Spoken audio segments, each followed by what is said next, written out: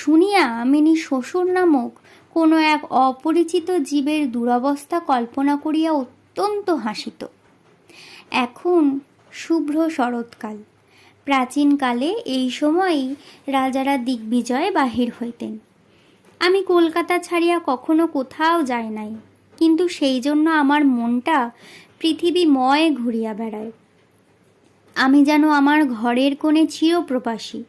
বাহিরের পৃথিবীর জন্য আমার সর্বদা মন কেমন করে। একটা বিদেশের নাম শুনলেই অমনি আমার চিত্ত ছুটিয়া যায়। তেমনই বিদেশি লোক দেখিলেই অমনি নদী, পর্বত, অরণ্যের মধ্যে একটা কুটিরের দৃশ্য মনে উদয় হয় এবং একটা উল্লাসপূর্ণ স্বাধীন জীবনযাত্রার কথা কল্পনায় জাগিয়া ওঠে।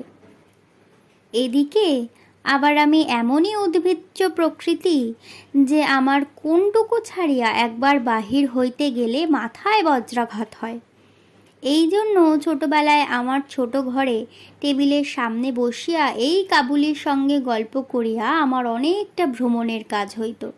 দুই ধারে বন্ধুর দুর্গম দগ্ধ রক্তবর্ণ উচ্চ গিরিশ্রেণী, মধ্যে সংকীর্ণ মরুপথ, বোঝাই করা উষ্ট্রের শ্রেণী চলিয়াছে। পাগড়ি পরা বণিক ও পথিকেরা কেহ বা উটের পরে, কেহ বা পদব্রজে, কাহারও হাতে